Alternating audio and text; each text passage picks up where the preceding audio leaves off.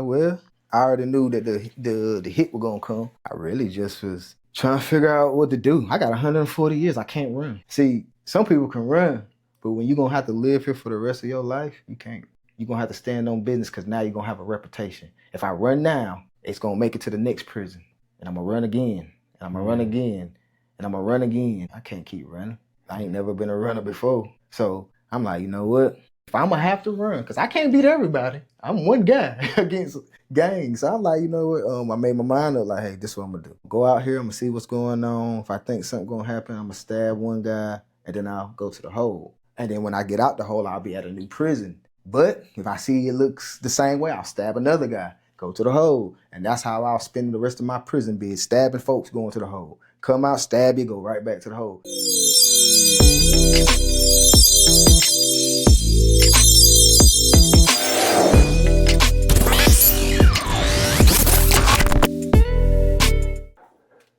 Welcome to an episode with Re-Entry Podcast. And today I have a phenomenal guest, and you will not be the same after this. And so I want to introduce my good friend, Kendall Williams. How you doing, bro? I'm doing all right, man. It's a pleasure to be here. Thanks for having me. Man, I'm telling you, man, it's so great to meet you, man. I was just talking about you today. I was at the prison, and I was sharing with guys. Sometimes you can look at where you are, and where you are, you may want to get out, but you have to make sure you're doing everything you're supposed to do while you're here, so you can do everything that you want to do when you're there. And so I told him about your story, man.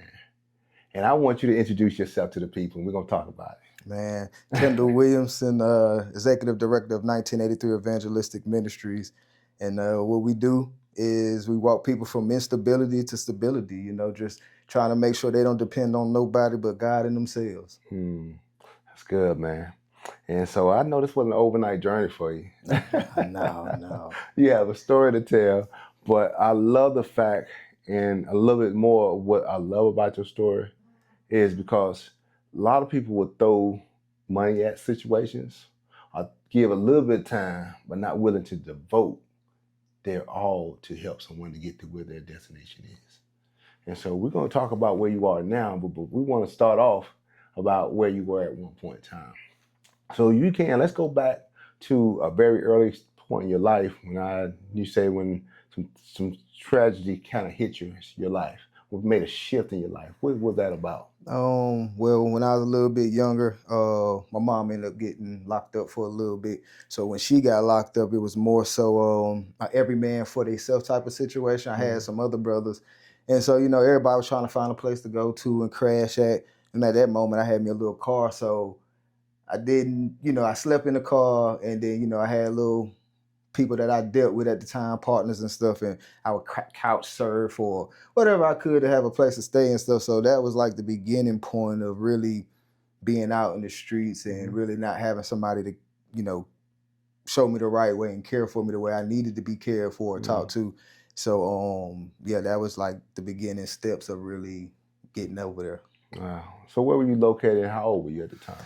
At this point, we was in North Carolina. I want to say maybe about 16, 17, maybe 15, 16, probably between 15 and 17, but I want to say maybe about 16. Wow.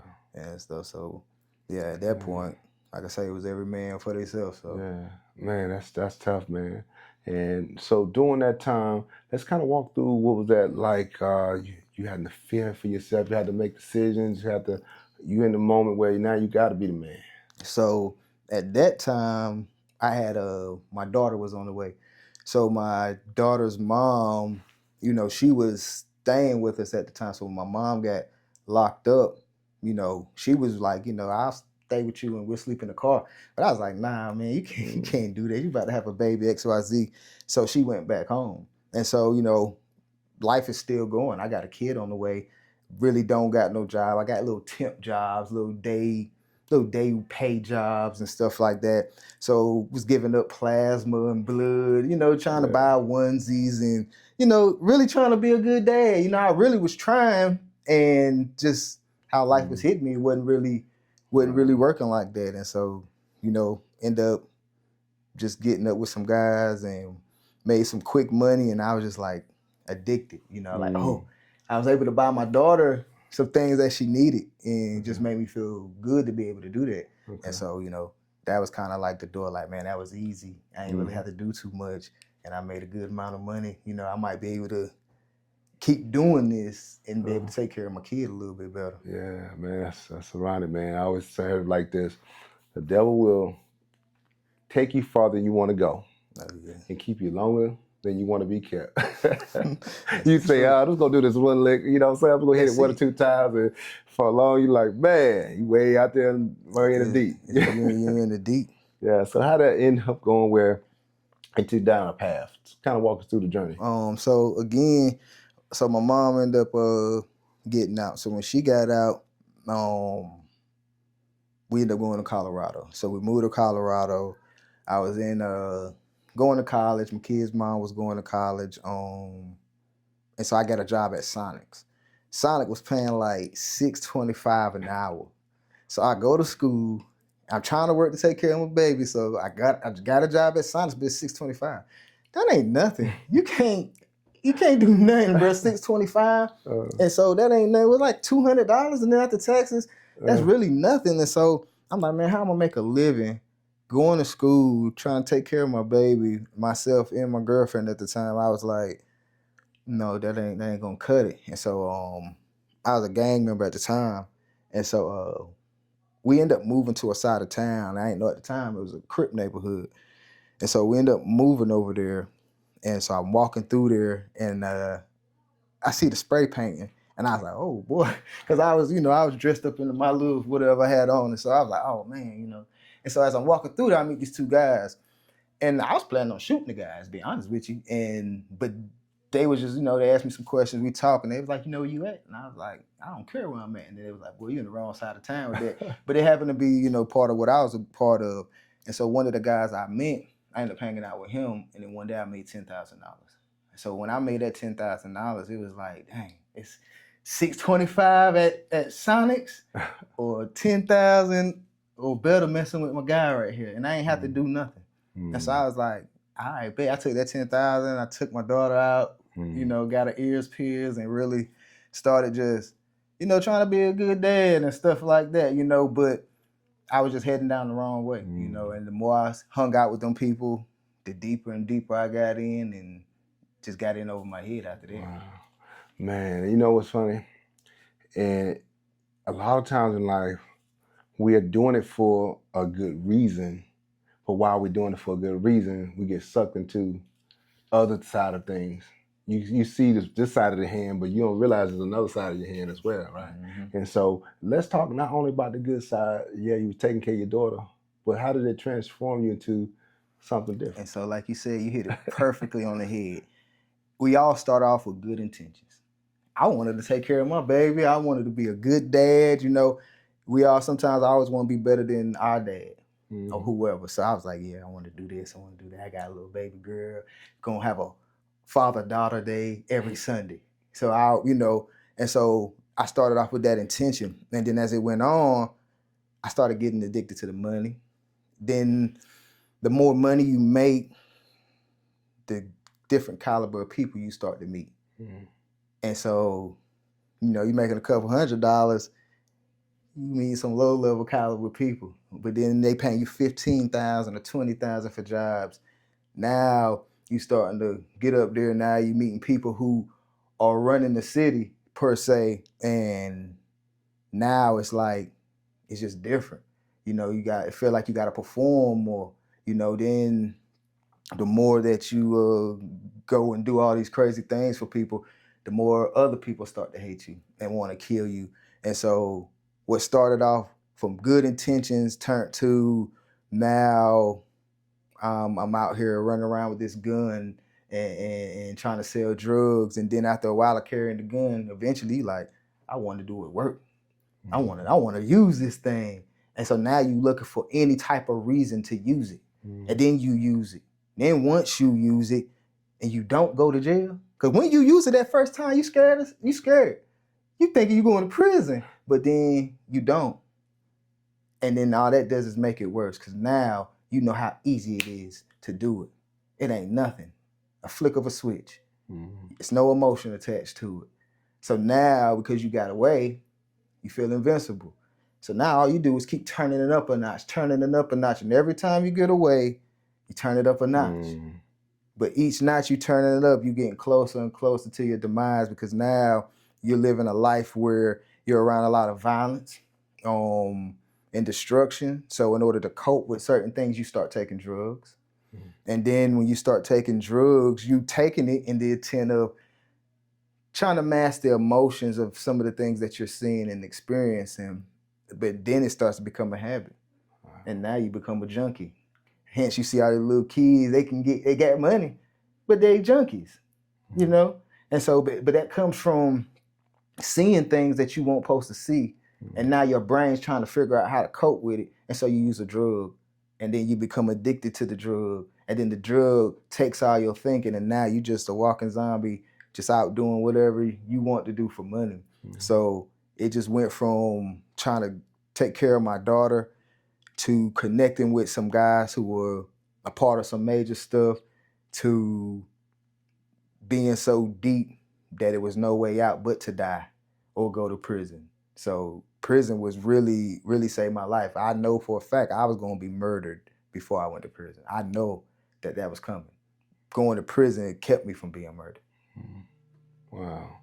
And so knowing that you were headed down the wrong path, and knowing that, you know what I'm saying, you was living all out life, right? What was that moment that led you where you actually got arrested? What was that like? So at this point, I was on my downfall at this point. Like, I went up, got where I needed to be, and then as time went on, like I say, all that drug use, it just started taking its toll. And so now I'm in a process of just a down spiral, you know. I made a bad decision, lost some money. So now I want to get the money back. And so I'm making more bad decisions. And so as I start making more bad decisions, I end up start robbing stores. I never was a store guy. You know what I'm saying? I was just straight street. I go after drug dealers and people on the list. But I never was a store guy. That wasn't my thing. But then as, like I say, my decline, my thinking ability, everything was on drugs. So now it's just, I done went from being all right to now trying to keep a habit going. You know what I'm saying? Because I'm going crazy now. I'm going crazy. Can't trust nobody. Wow. Everybody's against me. Like, I'm literally losing my mind. And so when you're going through that, you ain't thinking logic. You're just doing anything. And so I was just robbing stores and trying to get safe, just doing stupid stuff, just anything. And really, that was never my thing. Yeah. And so that was part of the spiral that led me to just really get on the radar of the police and stuff like that. Yeah. But really, it was at the end, it was just so much drugs in my brain and system that I was just doing stupid stuff. I wasn't doing nothing that I would usually do that kept me in the area that I was in. Like, I never hung out with just certain type of people, you know what I'm saying? But as my decline, I started just hanging out with anybody. Wow. And things like that. So the decline came from the drug use, and then it started really making me just do things I wouldn't. So end up robbing some stores, getting on the radar for that, and then end up going to jail. But once I got on the radar for them stores, everything else that I had been doing got compiled onto just that robbery. So that robbery put me on the radar, and then, you know, they did the homework and got everything else. Wow. And so going through this, now you behind bars, and what does it look like, or what transpired once you got arrested, and how did that lead you to the next phase? Man, listen, it was over. Worst day of my life, bro. Like, I got 3 babies. You know, they were 2, 3, and 4 years old. And I'm about to get sent up the river. I'll never see them again. At least not as a free man. And so that was the biggest thing was, man, my church is gonna hate me. You know? Like, this is what I chose. You know, again, I started off with good intentions and then just got caught up. And so now I got to go face a court system, don't know how long I'm gonna be gone, what I'm gonna be doing. And one of the questions the woman asked me, she say, "You got any children?" So I say, "Yeah." I said, "I got 3. She said, "You ever want to see them again?" I'm like, "Yeah, what kind of question is that?" She said, "Don't go to trial. You go to trial, I'm gonna fry you. I'm giving you 20 for everything." And so, you know, I'm like, man, but then the pleas won't no good. So I'm like, man, I'm better off taking my chance at trial, and the evidence that they was talking about they had, they didn't sound too good. And so I was like, man, I'm gonna take my chance, you know. What I really got to lose, you know. And so ended up taking my chance, got sentenced, and then really, like I say, it was just, how am I going to survive all this time, you know, in a place I've never been. I've always been around my family. So now I'm about to be alone in a place I've never been. I don't know nobody. I don't know nothing about this environment. So I was just trying to figure out how I was gonna make it. And then on top of that, I'm a gang member going into a prison. You know, the rules are different here. And so I'm just really trying to figure out how I'm gonna make it. Like I can't see making it all those years. 10 years, I can't even see making it that. We were here right now. Can you really see? Back in the day, people say, "Where you see yourself in 5 years? Where you see yourself in 10 years?" And you would give them some type of answer, but you never seen yourself going to prison for a long time like that. And so I couldn't see myself making it out of this. So my first few months and years, it was just very, Let's very back it up, hard. because I don't know if you shared how many years you got, but let's kind of walk that into, how did that come about? Let's give it that moment. I want you to walk back through memory lanes of that moment when you were sentenced and you knew you was looking at this time. So it was just me and my dad in the courtroom, and you know, they give you your time. They give you your time in months or whatever. So, I already kind of knew what I was up against. So, when he talking, he doing all the talking, asking me if I understand, you know, because you signed this contract or plea or whatever. And so, I mean, not plea, he telling me about everything that was on my, what I'm being charged with basically, and what each charge hold, and, you know, what I'm gonna get for it. And so once it was sentencing time, he just, you know, told me what I had. He was like, "You getting 140, Months? no, years. You're gonna get 140 years." And like I say, she said she's gonna do 20 each one, so I had 7. So it was 20 years for each charge. And it was ran box card. So I had to do 20 years, 20 years, 20 years, 20 years. If they ran concurrent, you probably would have did 5 to 10 or something like that. But if they box card them and charge you separately for each one, you got to do each sentence and then start the next sentence. And then you finish that one, then start the next one until you know what I'm saying, complete it. And so gave me that. Once she told me what I had, I just looked at my pops, shook my head, it's over. Ain't nothing I can do. So I shook my head and he just looked at me. He was like, "Man, listen, do whatever it takes to survive." That's how they told me. And then, you know, I went back. And then once you get a certain amount of time, they don't like you being in the jail no more, because now you can be really violent because you got so much time. So they once you get your time, they put you on the bus and they send you straight, like kind of like a van, personal van. They're going to send you straight to the prison. You know what I'm saying? Because there ain't no need for you to be sitting, because now you can just be violent and act out on these people in here and stuff. So they try to go ahead and get you out the way. So once they gave me my time, in North Carolina, there's only one prison, and it's Central Prison. So 10 or better, you go there and process. That's where death row's at. That's where everything's at. Oh man. So what is like now, going into prison? How old were you then? I was 24. 24. What was that experience for you? Scared. Man. Scared. You know, ain't no guns in there. And so really, once I got the CP, you go through a like an intake process. See how healthy you is, see where you mentally are, and then they try to figure out what prison you're gonna go to or whatever. Try to get you close to your family if they can, or whatever the case may be. So you're just going through that whole process, but really you're trying to get used to just being in a place you ain't never been. It's cold. You don't know nobody. We got these jumpsuits on. People stabbing and killing each other. You know, this is like a normal day in here. And so, you know, it's like, how do I get my brain adjusted to this? And people used to be like, bro, listen, you in here.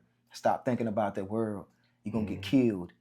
You need to put your brain in here where you at right now. Focus on what's around right now. Because you thinking about that world out there going to get you killed. Because you ain't focusing. This is where you at. This is home. And so, you know, it was just really trying to adjust to this type of environment. Trying to learn the rules. Trying to, you know, just keep your sanity, you know. 140 years, what the heck I'm gonna do with that? You know what I'm saying? I'm mad at the world. Right now, at the first few years, I was kind of violent because I was just mad. Like, I was really mad at myself, you know? And so just really trying to adjust was very hard. Not really knowing what to expect, what's coming, and if I'm gonna live. Man, that's tough, man.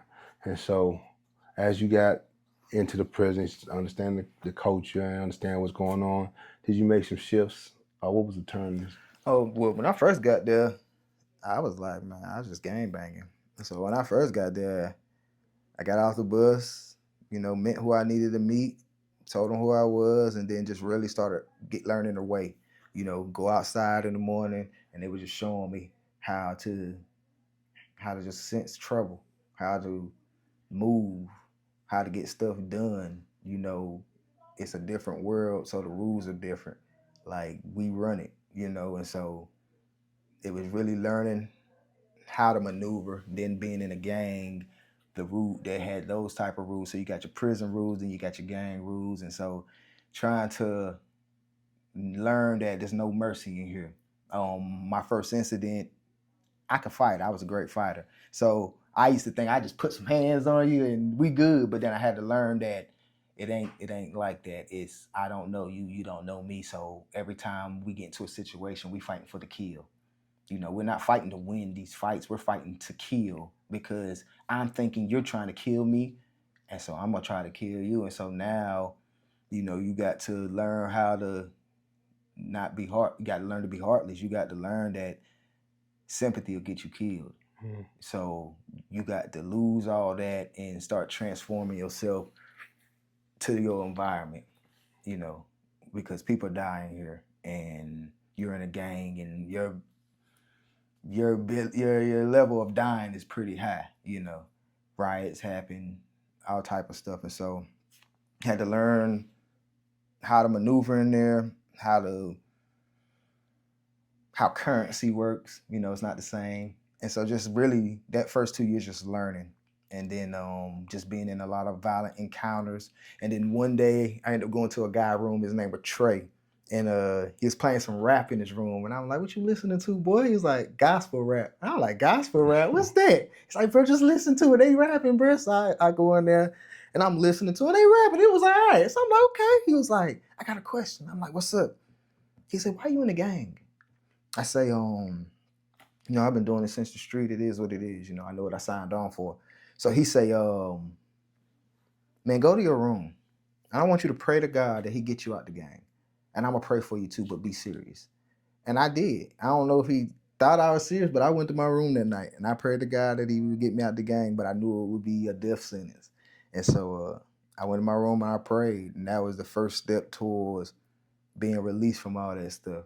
You know, I prayed to God that he would release me from it, and I was willing to take whatever punishment came with it. I mean, I was going to die in here anyway. So, I mean, why not die a free man? And so I just denounced it. Woke up the next morning, went downstairs, the fella seen me, and I denounced it in front of them, and that was the beginning of putting a hit on me. They put a hit on me to try to get me, bro. Oh, man. So they didn't like that too much, man. They didn't. I ain't gonna say everybody. It was a few people, but they didn't understand. You know, I didn't explain things to people. It was what it was. You know, I've really changed my life. It is what it is, and I stand on it. You know, so. But yeah, that was like the beginning point. Once I prayed, heard that gospel rap, talked to Bill for a second, and then went and prayed about it, and then went out there and did what I had to do, got out of it, and then now I was just on my own, me and God. Then Wow, let's kind of slow that down and kind of, cause like you didn't go weeks. You prayed that night, and the next day you made the decision.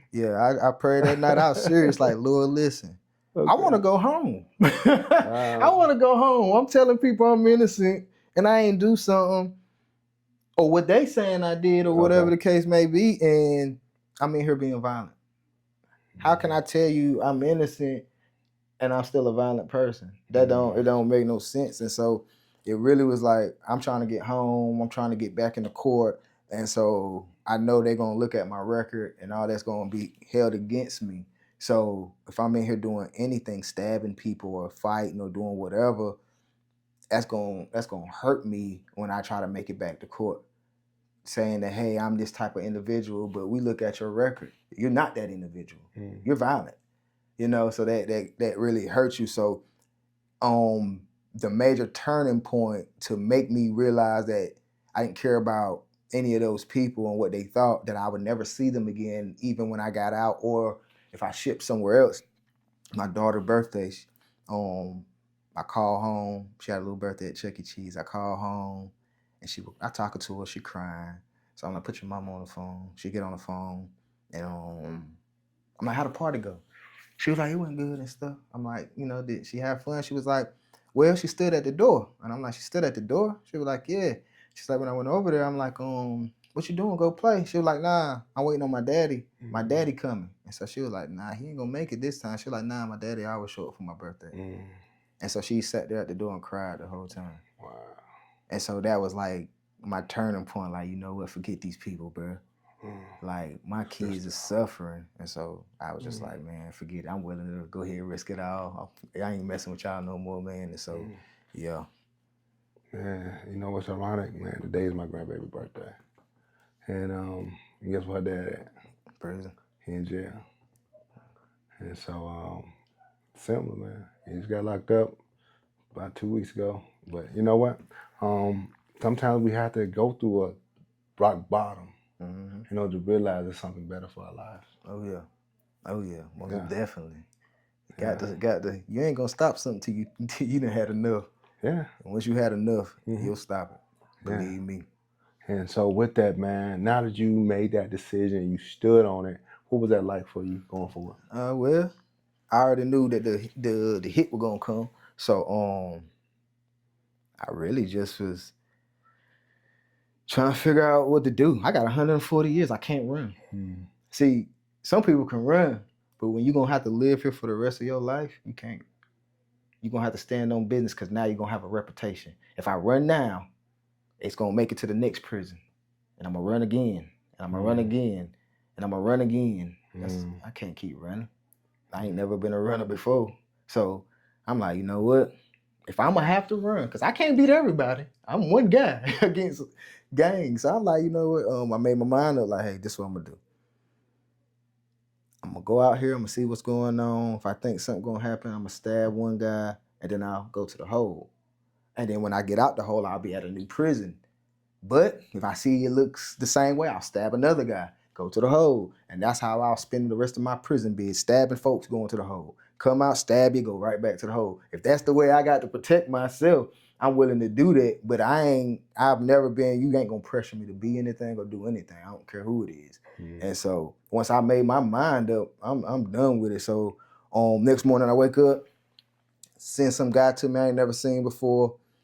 And out of the blue, he just start asking me questions about something that happened like 4 months ago. That's when I knew that he was planning on trying to get me, because you're trying to find a reason to have a problem with me now. And so, they're trying to find a reason. And so I'm like, my mind tell me, go ahead, stab this guy and then get up out of here. But something like, nah, go outside. See how everybody look at you. If they looking at you like they want it, stab him, then get up out of here. You know what I'm saying? So I go outside. They were waiting for me. I go out there, we have a conversation. They didn't like how things went. And, they wanted to do some stuff. So I'm like, let's go do it, get it out the way. It is what it is. So I had a decision to make, and so we went up, we handled our business and stuff like that. They still weren't satisfied with how that went, and so before it went to the next level, we had a meeting, and I just told them what was up. And so they was just more so like, bro, why didn't you tell us this before? It could have saved you a lot of time. But I talked to my people who I needed to talk to. I didn't need to talk to nobody else. And so I was like, yo, bro, first off, I don't got to explain nothing to nobody. You know, if I say something, it is what it is. Because I always felt like if I explain myself to you, I'm scared of you. So that's what, I'm not a gang member no more. It is what it is. If you ain't like it, then we'll just do what we got to do. But me being like, bro, I don't want to mess around because I want to go home. I want to go see my kids. You know, I want to be a grown man about things. It's too late to do it now, but you know, I don't want to do that stuff no more. And so people's brains ain't really going to understand certain things. So I ain't about to explain all that. We can just do whatever you want to do. And so after we got this whole conversation taken care of, you know, I was good. Nobody would mess with me no more and stuff. I mean, I spent enough time doing it. So I really kind of was all right. And so once we got that cleared up, now I was free to really just be me. You know what I'm saying? So then I really just started reading the word and getting on the road of trying to know who God is, because I didn't know who he was. But now, you know, I heard some music about it. I heard some music. Now it's time to go ahead and read a little bit, because now I ain't got nothing. I done left the gang. So now I'm by myself. So now it's just, you know. Man, that's funny, man. I mean, I just had this conversation, I think a day or two ago, with somebody about that road to the masses experience. So you listen to that gospel rap was your road to the masses moment when God revealed himself to you. And so during that time, it was enough for you to want to make a change. Oh, yeah. And so you stood on that from that point to seek, to understand, and to grow into who God wanted you to be at all costs, to lose everything. Oh, yeah. And that's what a lot of us have to understand. The cost on your life to lose everything to get everything. God wants to give you something, but you have to be willing to die to self. And you literally could have died. But you were willing to sacrifice that in order to get what God has for you. And so let's talk about the journey now. Then, as you just said it, to make the decision to seek God and to seek his face, not just his hand. I know you wanted out, which was his hand, but you wanted him. So what was that like? So after that, it felt like for the first maybe 5 years, I felt I was dead. That's how I really felt. Like I really felt that I had died and went to hell, and this was hell on earth. And so for the first 5 years, I really thought I was dead. And I was just like, man, you calling your people, you talking to people on the phone, so you can't really be dead. But I started thinking like, man, this is I guess that spiritual death thing, right? And so as I just started really reading and understanding that I'm here, and it was one verse that basically was like, I can't remember exactly come from, but it's basically like, you're not going to be released from prison until you pay what is owed and stuff. And it was just basically like, he didn't, you know, you owe something, you got to pay the debt for it. And so once I read that, I realized like, bro, you ain't going nowhere. The word is saying that you're not leaving until you pay everything that is owed, and you owe for what you know, whatever you done. And so, like I said, all I did was just really start taking each day to practice something in the word. So my favorite psalm is Psalm 1. Blessed is the man that walketh not in the counsel of the ungodly, nor standeth in the way of sinners, nor sitteth in the seat of the scornful, but his delight is in the law of God. And in his law doth he meditate day and night. He'll be like a tree planted by the rivers of water that bring forth his fruit in his season. His leaf shall not wither, and whatever he do shall prosper. But the ungodly are not so. They are like a chaff that the wind driveth away. Therefore the ungodly shall not stand in the congregation, nor sinners. So the ungodly shall. I done lost my little spot, but you know, I would use that. So it's telling me, blessed is the man that stands not in the congregation of the unrighteous. So that means now every day I go out, I can't hang with people that ain't right. Cause he said I'll be blessed if I don't hang with these people. So now I got to do that. I got to start hanging with them folks. He said I'll be blessed for this. So then I started doing what the word say.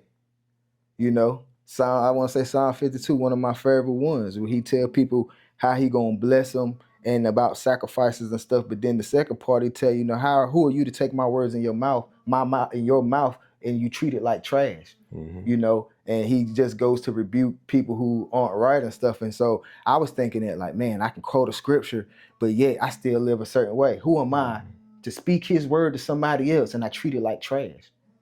I'm telling you, I'm the light, but I'm over here doing things I ain't got no business doing. Yeah. So I'm using his words as trash. And so I would just apply those things. Anything I would read, I would just apply my day to day, And so as I started doing that, I started cutting conversations off. If you didn't say anything right, positive, I don't want to talk to you no more. And so as time went on, I started just having to make sacrifices. And then I would just sit in my room and I'd just be reading the word, every day. There's a proverb 1 through 31. There's a whole bunch of Psalms. There's a calendar for the Psalms from January to December with every one you can read. And that's what I would do. I would just read Psalms, memorize them, chant them, try to, make the best of this situation that I'm in. Like, if I die here, it is what it is. But, at least, I'm trying to find God or find myself or whatever the case may be. So I just really started going hard and reading. And then others was trying to figure out how to get out the game. And so then people started that really wanted to leave and change their life. They trying to figure out, and I just tell them about God. Like, listen, bro, I prayed, but you better be serious. I told them what the guy told me. Listen, pray, but be serious about it. Now, if you're just trying to get out just to get out, and you're just trying to use Christ or some religion to do that or whatever, they're going to get you. They're going to be on you. But if you serious about it, then you got to realize what the consequences. We know it said death. So if you're willing to go through that point, then, you got to do what you got to do. But if you ain't willing to do that, just stay where you at, because, you're going to have to sacrifice something. And so if you ain't willing to sacrifice your life, then it ain't going to happen for you. So really, I just kept on studying and reading, and just the more I learned, the more I just loved it, you know what I'm saying? And so I just started surrounding myself with everybody who was a believer, and just learning and just really having faith, that I'm gonna go home one day. I'm gonna get up out of here. And so I really just, like I said, I just kept studying and trying to help other people learn the word and stuff. So it really just started from that point and just started propelling me, not knowing that all that stuff is going to be setting me up for now. You know how that verse that Jeremiah, I knew you before I formed you. And so he already knew what was going to happen. Sometimes, he gave me, I realized in life, you get exits. You going down the wrong road, you might get shot. That's your exit. Don't get on the road no more. But sometimes we don't heed those warnings. We'll get the warning before it get bad, but we don't heed it. And so I missed all the warnings.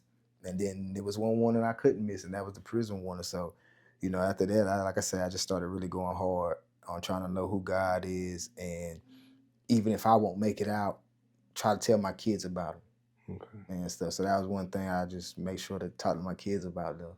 And so.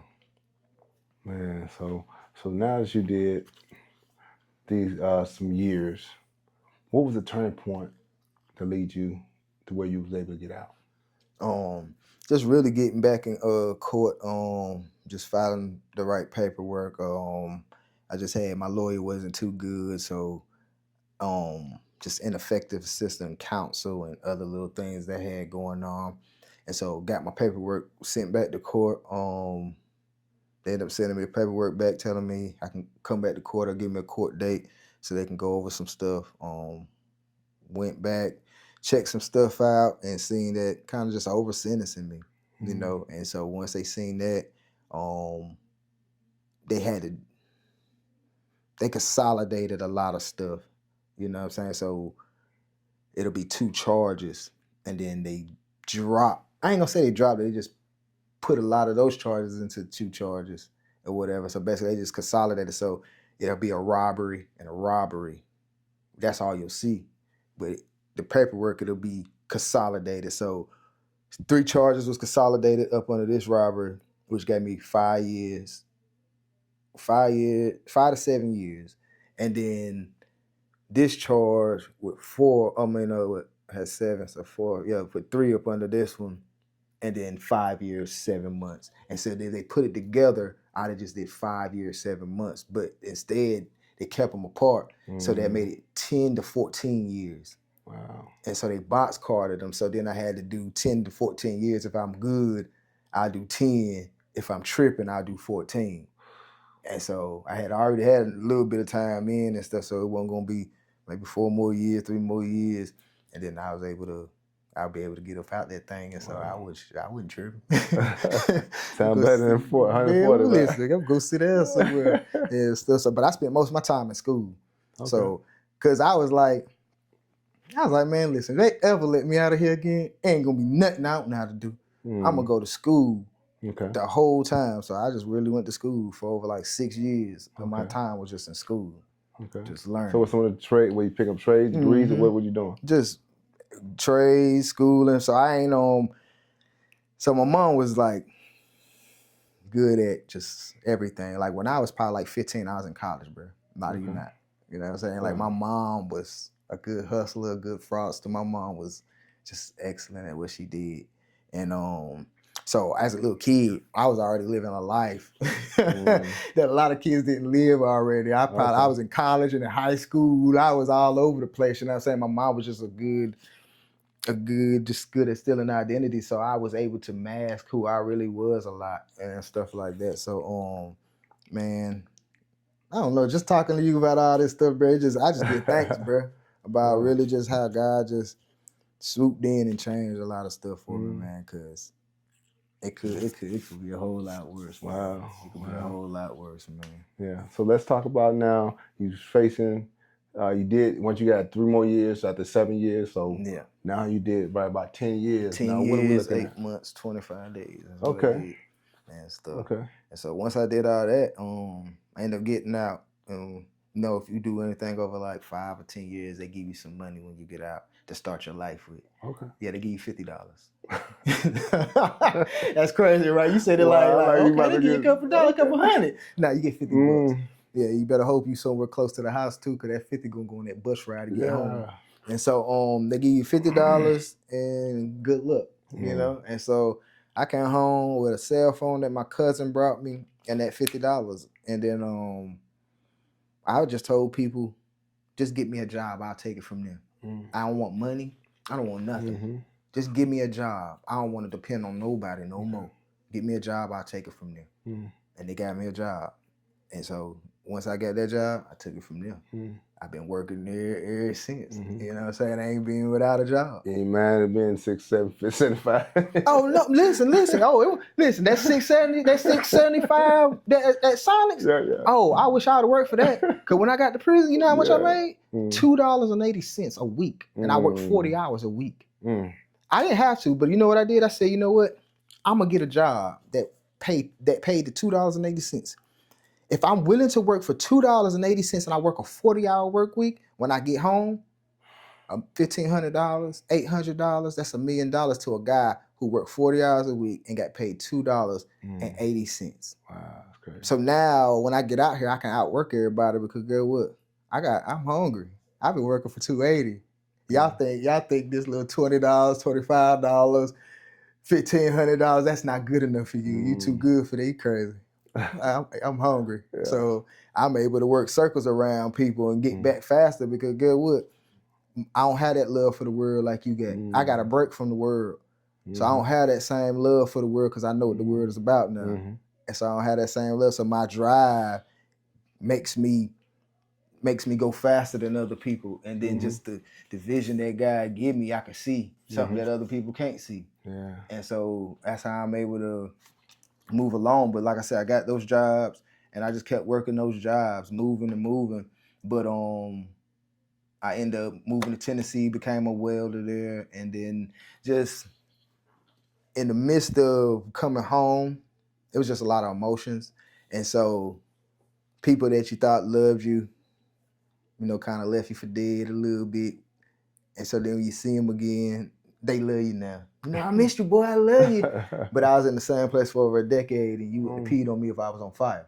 And so it's that type of mentality. So it hurts you a little bit because now you see what people really think of you. Wow. And I ain't want to have no issues with nobody. I'm free, forget all that stuff. So I just suppressed how I truly felt about people. And then I ended up becoming a drunk. I ended up started drinking a lot. Instead of really telling the person how I felt, I would suppress it. And then, I would drink some and stuff. And then it got to a point where, like, man, I was really messed up. And so I'm like, man, this ain't good for me. But then I remember the Lord told me in 2016, I was talking to him one day and he was like, listen, when it's time to work, I don't care who's around, I'll get rid of them. When it's time for me to put you to work, I'll get rid of whoever's in the way. It could be your mom, your brother, your kids, your wife, whoever. They're in the way. When the time comes, I'll get rid of them. And so I was in Tennessee, and the time came. Time came. He told me what to do. Ended up moving down here to Rock Hill. And I stayed over there on Riverview where all the hotels is and stuff. Like, got here, ain't had nothing but a couple dollars in a book bag. And I went to that hotel over there.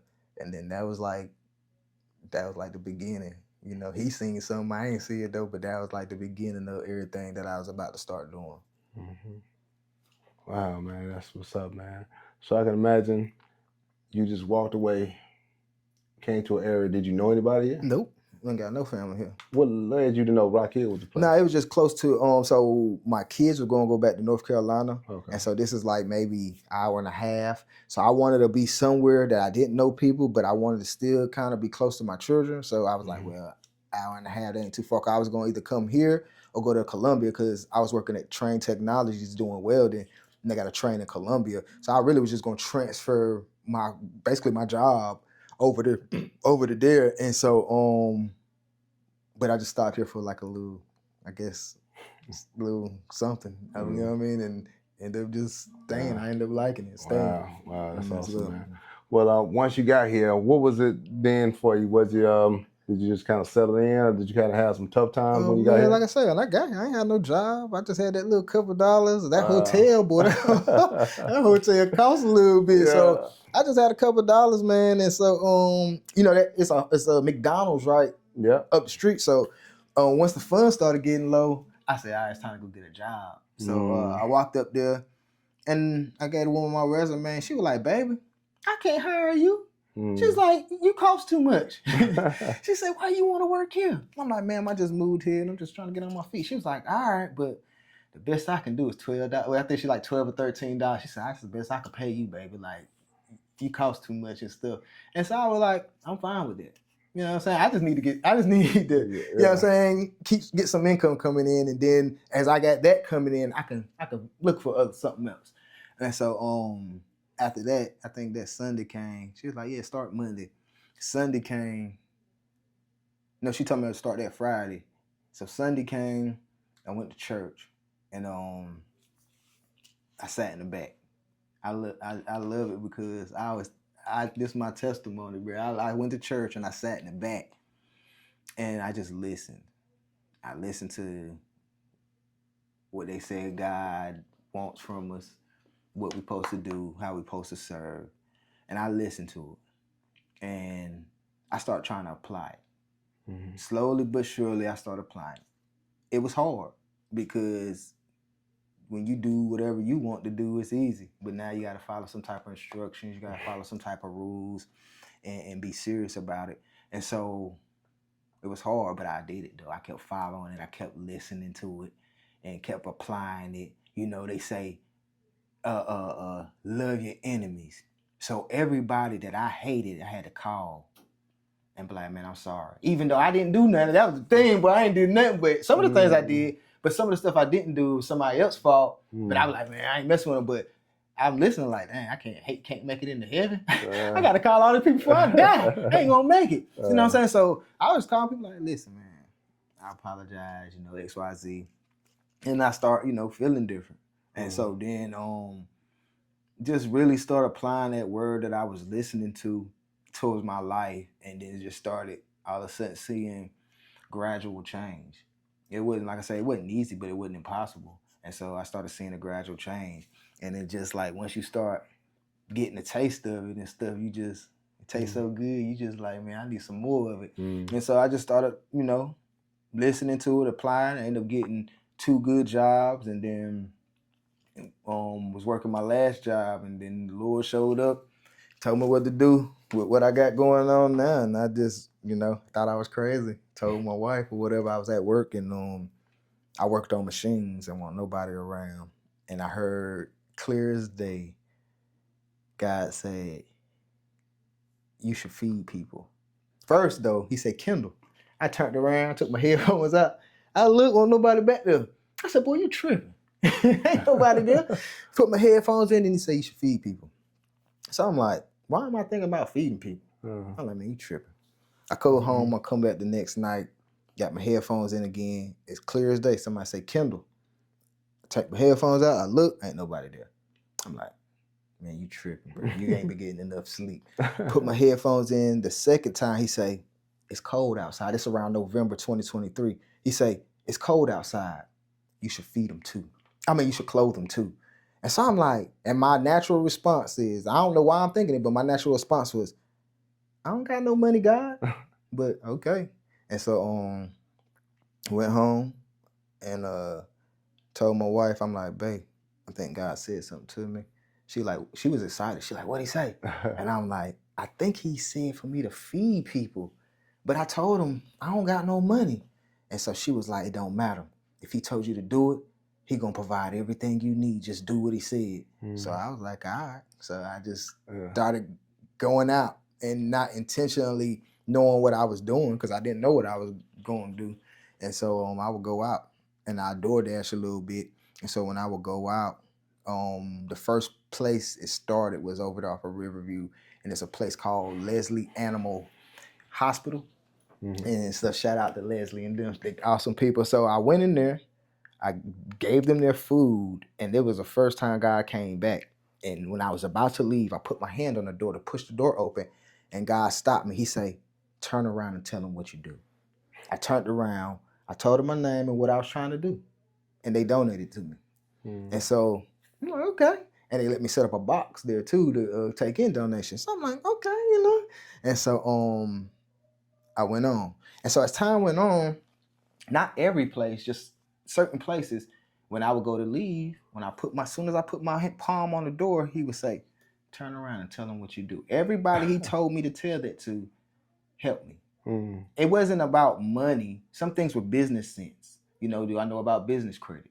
Did I know certain things? You know, so sometimes it was closed, sometimes it was this, but it was always somebody that was willing to push the mission forward. And so, and then I was just on a point. If I seen you outside painting your fence or something, I pull over. You want some help?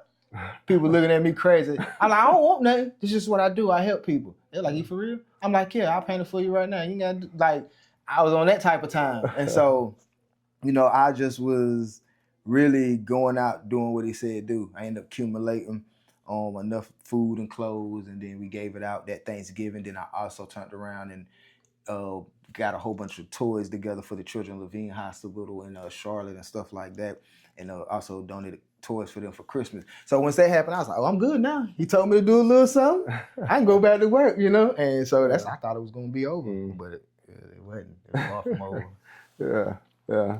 And so now that he didn't turn on the light for you, you now have some direction. You now know that you've been called to serve. No, yeah. Not to pray for folks, but to put your hand to the plow for them. Yeah. Where did it go once you got that portion? Where did it lead towards? Once I got past that part, and then he came back again, you know, like, hey, this is what you're supposed to do. But it's more than just feeding people. You know, they need to know the word. You know, they need to know where all this come from. You know, they just need to know God. And so once he came back with all that, I ended up registering and starting my nonprofit. So I registered that and really don't know nothing about business. So I'm like, man, I don't know what I'm doing here. But God showed me how to do business, you know, how to do proper business. And so, you know, after I got everything situated, it was really just like, okay, what do I do? And so at the end, I want to say of 2023, maybe the middle of 24, he was just like, you need to learn how to build relationships. Because you might help me and I'll be appreciative of what you do. But after you help me, we would never talk again until the next time something was coming up. And I already felt some type of way, like, bro, you ain't talked to them in like 6 months or 2 months, and now you coming back and you asking for help again. When you know what I'm saying? So I didn't know how to cultivate relationships. And so he came to me like this year, to 2024, he was like, this is the year that you're gonna learn how to network. You're gonna learn how to build and maintain relationships. You know, even though y'all might not need each other right now, 10 years down the road, 5 years down the road, y'all might be able to do something. Y'all might be able to connect or help people do something. So he wanted me to learn how to network. Because guess what? Them same people that helped me when I first started, when I would go back this time, they were looking at me crazy and stuff, but that was because I didn't know how to keep a relationship going. And so he was like, all right, this is what you do. You know, this is what you need to learn to grow and to be able to connect with all type of people. And so, you know, he started showing me how to network, showing me how to build relationships, how to keep relationships going. But everything he was showing me is basically, you know, it's basically building up his kingdom. And so everybody that he puts in my path that we connect with or we do some type of business, everybody's been a kingdom builder. You know, they are believers and they stand on the word no matter what, no matter how you feel, because they're not trying to tell you nothing wrong anyway. They're telling you in love. But I love it because everybody he put in my path is a believer and they stand on business. So it's just learning. I want to talk about this because this is going to help somebody else. What were some of the things I hear you saying, build and network? What's some of the things, the steps that you did to cultivate and build those relationships that made it lasting? I just don't talk to anybody. If God don't tell me to talk to you, I don't talk to you. And no disrespect to nobody. I speak, hey, how you doing? Cordial. But guess what? I seen you. You my apostle nephew or whatever. I've seen you. You've been to that little play I was in and things of that nature. We've seen each other and we might have said, hey, but we didn't talk like we talk now. I knew who you was, but God ain't tell me to talk to you. And then when we seen each other in that grocery store, he told me to talk to you. And then that's when we talk. I stick to the plan. I don't care how much money you got. I don't care about nothing you talking about. If God don't tell me to do it, I'm not doing it. You can tell me right now, I got a man and he gonna give you a couple $100. We gonna meet up with him later. And I think I might have said this to you. It might have been somebody else, but I was like, man, that's cool. But if God didn't tell me to take the money, I ain't gonna take the money. And you might look at me like, bro, aren't you trying to do this? That's cool, but that ain't part of the mission. There's certain things, you know, God asked Solomon, you know, you can ask for anything what you want. Solomon had anything, he wanted the wisdom. That's what I want. I don't want your money. I want the knowledge. Because that knowledge is way more than that money that you can give me. So, you know, I stick to the plan. If God say speak, I speak. You tell me to move, I move. Even when I don't understand it, get what? He give me the blueprint and then the spirit come and lay it out plain. This is how we going about it. You know what I'm saying? It's going to be people that's going to try to sabotage you. Don't let that deter you. Stand strong. I'm telling you in advance so when they show up, it don't shake you. You know what I'm saying? He already give me the blueprint. I already know what's going to happen before it happens. But really the excitement is seeing if it's going to happen. Yeah. You know, like, hey, next week, I got something for you. So I'm waiting for next week. What's going to happen next week? Don't know what's going to happen. Then next week come and the person be like, I got an 18-wheeler full of food. You want it? You know what I'm saying? Like, he ain't lied to me yet. Every time he tell me something going to happen, it's going to happen. He say help is on the way. Help is on the way. And so I stick to the plan no matter what anybody talking about. I feel crazy sometimes, right? Because I'm sticking to the plan. And people might be wanting to help and people might want to do stuff, but it's a season for everything. And if you ain't in that season, I can't do nothing with you. Even if I want to. It's not what he told me to do. And so I think everything that I got going on now it's going on how it's going on because he give me the blueprint. I talk to him every day. Every day. It ain't a day that don't go by that I don't talk to him. And he tell me what to do. And my wife be like, I'll be talking. And my wife be like, what you say? I'm like, talking to God. I talk to him. You think I'm crazy? You see me somewhere, you think I'm mumbling, talking to myself? Nah, I'm having a conversation. He telling me what to do. And I'm trying to get a better understanding on how to do it. And it sound crazy. Like, man, I ain't about to do it. That don't even sound like it's gonna work. You know what I'm saying? But that be the stuff that work. Because it just don't sound logical in your brain. Like, you want me to go over here, jump off this bridge, and you say it's gonna be a pillow down there that's gonna catch me. I ain't gonna get hurt. Yeah, go ahead. Man, you sure? Go ahead. I'm going to go over to get ready to jump off the bridge. You don't got to jump off the bridge. You turn to the left, there's something waiting for you. He had something over there. He just wanted to see what you was gonna do. Was you gonna obey me and go jump off the bridge and have faith that there was something down that I told you? Because if you didn't have faith, when you wouldn't have went there, and that wouldn't have been sitting there for you. You know what I'm saying? So I just do exactly what he tells me to do, no matter how I feel about it. And I tell people all the time, I couldn't quit if I want to. Like, literally, I can roll on the floor, I can cry, I can complain about things that's happening, but that's about it. I'm gonna get up, dust myself off, and get back to it. He ain't gonna let me quit. Like, literally, he's not. It ain't gonna happen.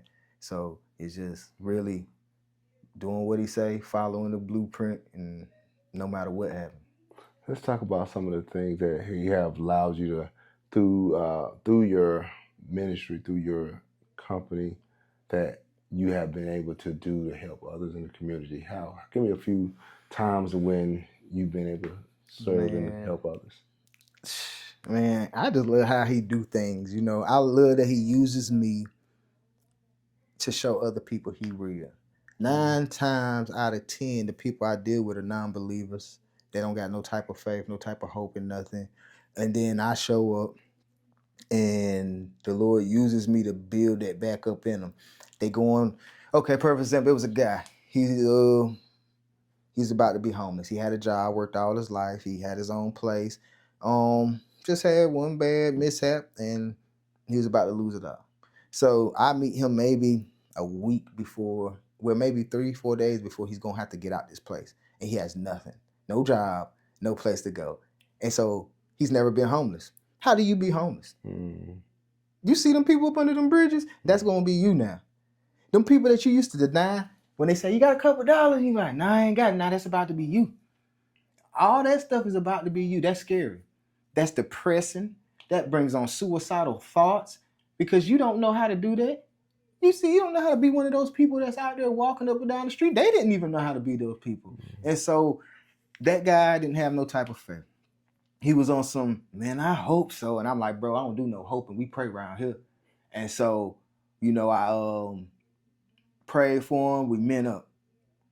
I witnessed to him on the way up to the spot to get him some help, tell him what faith was, how faith worked. We about to get out of the car. I'm like, you ready? He's like, yeah, I guess. I was like, yo, bro, ain't no guessing. I just told you what we're going to do. We going in here. We got this, bro. So we go in. We do what we need to do. We leave. I drop him off. Maybe 5 minutes after I drop him off, he called me back. He like, yo, bro, I got a place and a job. So now the seed was planted. You had no faith, no hope. I told you about Jesus on the way up here, how Jesus works and all the good stuff. You go in here, everything worked out for you, and now you know that there is a God. Because I didn't believe it was going to happen. Now you telling me that if I believe in this man and have faith in X, Y, Z, he gonna help me. Yeah, that's all you got to do. Believe and be real. He go in there, and now he got everything that he wanted. So now I'm like, you want to go to church? He like, yeah, I want to go to church. You know what I'm saying? Because them same people he went to, they told him they couldn't do nothing for him. So I take you back to the same people you just went to, and they do something for you. How is that possible? They just told you no, they couldn't do nothing. And then within 5 minutes of you leaving, they call you back like, hey, I got a place for you in a job. So I just plant the seed of God, letting them see how he worked. One, how he worked through me, where I've been. So when people come and be like, it's hard, bro. I'm like, bro, I had 140 years now. Look at me. It ain't hard. It ain't impossible neither. We just got to work. And so I like to just plant that seed of Christ in people. But also, like I say, I had a guy, he was homeless, sleeping between 2 buildings. Now he has 2 jobs in his own apartment. And it just went from taking the time to really get to understand the people's needs. This man was from Senegal, Africa. He didn't speak no English. He spoke French, Wolof, and Brazilian Portuguese. So if you know a little Spanish, you was able to talk with him. I had to download a translator app just to even be able to talk to this young man. Now, after I downloaded the app, we was able to communicate. First things first, we need to get him a shelter. We need to get you off the street. If you can't focus on where you're sleeping, then you ain't gonna focus on nothing else. So we got him off the street. Then he needed insurance because he had mental health issues. He was hearing voices. So now we need to get you insurance. So then we end up getting him insurance. Now we took him over to Catawba Mental Health and we got him there. Because he can't speak English, I was there with him and helped him. Because a lot of people, because he don't speak English and you don't really understand what he's saying, you'll get frustrated and you'll brush him off. I won't about to allow that to happen. So I sit there just to make sure if anybody's getting frustrated, I can explain and elaborate more on the type of help that they need. And then also they usually have translators. So we need a translator who can translate. So it's even easier for the people. So I take my time to make sure he got everything he needs, from medication to his mental health. Now we got insurance. Then we got him a job. Now we got him on food stamps. So now he got a place to lay. He got his medication. He has a job. He has food stamps and insurance. He has the basic needs. Now what we're going to do is now we need to grind. Now we need to save that money. We're on the list for rapid housing, but we could probably get it before then if we save up. That's where having a literacy program comes in. Teaching somebody how to save, how to budget, how to get your credit right, how to do the proper steps to be self-sufficient, so you're not always dependent on Uncle Sam. Guess what? I might get you food stamps and get you on Section 8. That's just to get us started. After that, we're going to grind and save this money up and get off that stuff so we don't depend on nobody. And so the Lord just allows me to be connected with the right people, to get the people who really need the help that they need, you know, and he allows me to be able to vet these people and know the ones who are scamming and ones who really need it. And so we take our resources and we really apply it to those that are in need. So we're not only just giving you your actual physical need, but we're giving you a spiritual need, because some of these people are crying, some of these people are down and broken, and that's what the Lord say. He loved a broken and contrite heart, a contrite spirit. And so I find these people, and the Lord breathes life back into them, and now, you know, they like, man, why do you do it? Because Jesus saved me. And so now I'm just trying to save other people the way he saved me. You know, you don't know what's coming. I do. So it's my job to help you out if you want to help yourself. And if you don't want it, that's cool too. But I gave you the chance. You know, I'll never give you money, but I'll invest resources into you. If you want to change your life, I can get you a job. You want to learn how to save up some money, I can get you somebody to do that. You know, my job is to get the people who fall through the gaps, the things that they need, because some people who need it can't get it, and those who don't need it got it all. So I make sure to help those who really need it and want to move on and do better in life. And so just doing this out the kindness of your heart and helping those people, you showing people a piece of Christ. Because get what he say? When I was hungry, you fed me. When I was naked, you clothed me. When I was sick, you nursed me. When I was in prison, you ministered unto me. And they say, when did I do all that? What you do to them is what you do to me. And so I keep that mentality. Guess what? He saved me. He gave me my second chance. So why not give somebody the same chance he gave me? And so that's what I do. I just go out and he allows me to minister to the people, figure out what their gift is, because their gift makes room for them, and then apply that stuff. And if they stick to that blueprint, he'll walk them out of there. And like I say, that young man went from sleeping between 2 laundromats to now having 2 jobs in his own place. So it's possible. It's up to the individual. You know, he told me he's going to make me a fisherman of men. So therefore, I'd rather show you how to fish than give you a fish. So I just love that he uses me to go out and be able to connect people with the things that they need to change their life, because they don't think it can be changed. Wow. Man, that's awesome, bro. And so let's talk about your program. Let's talk about your agency. if you don't mind, introduce your agency to the people. 1983 Evangelistic Ministries, and we're a nonprofit. And what we do is we walk people from instability to stability. You know, we help them get on track with their finances. We'll help you find schooling for your kids if you know you ain't got them signed up for that stuff. If you need insurance, we help you with that. You know, man, anything you can really think about, the Lord has allowed me to be connected to, you know, whether you got seniors in your life that need to know something about estate planning, you know, he done connected me with those individuals, anything you can think of. And so now it's really taking those resources and giving it to the community. You know, these young men need mentors, and there's plenty of mentor services out there and stuff. So why not connect together and get something really going to help these young men? You know, like you say, everybody needs a little bit different. So what we do, we don't have a one size fit all plan. We tailor our plan to the individual, because a homeless person doesn't need the same thing as a family of three that already has everything. They just need a job. You know, he might need everything from a job insurance to everything to we just need a job and financial literacy. And so, you know, we just tailor our program to the individual to make sure that they are going to be successful at whatever it is that they can do. That's awesome, man. So if anyone wanted to connect with your agency, how could they go about getting that? Oh, we have our website, 1983evangelisticministries.com. Our website has everything that we do up there. If they need any help, they can click on a link there, and they'll be able to do that as well. Our office number is 803-970-9003.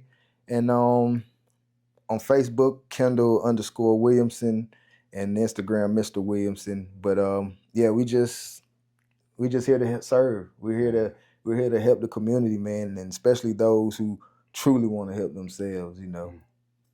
Man, that's amazing, bro. I'm just, like I said, I'm so elated, man, and thankful that, and it motivates me to, first of all, don't have to think you have to do it all by yourself. That's the greatest thing.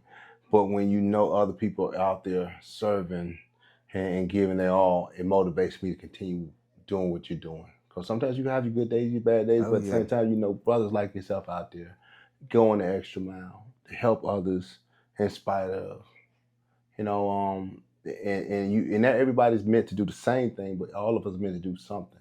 And so I would say, be the change that you want to see, even if you don't know how to do it all. You know you need to do something. So not everybody is your call to do help, but the ones that God has pointed you to, you need to be in that trench to do your best to help.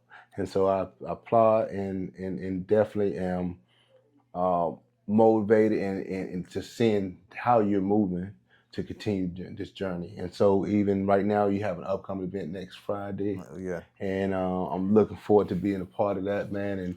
And as you're growing and doing other things, man, I'm excited for you.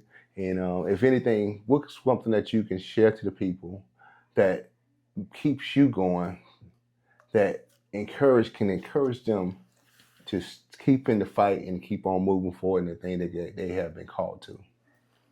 I mean, man, something that keep me encouraged, I always say to myself, my little mantra, hard work and God first, you know. But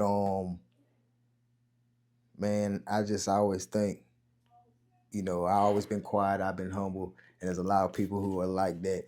And so sometimes people think we think of ourselves as being less than somebody else or something like that. So I would just say humble people don't think of themselves as being less.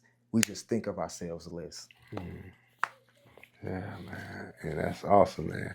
Well, like I said, again, man, I appreciate you taking the time. And I know through this story and through your journey, it's definitely inspiring others to know just because I'm in a situation does not mean that's the end of my story. Yes, yeah. It ain't over. It ain't over. No doubt, man. So we want to thank everybody for taking a moment to check out this episode. I hope it blessed you. But not only did it bless you, but did it move you to go out here and be your best. Be great.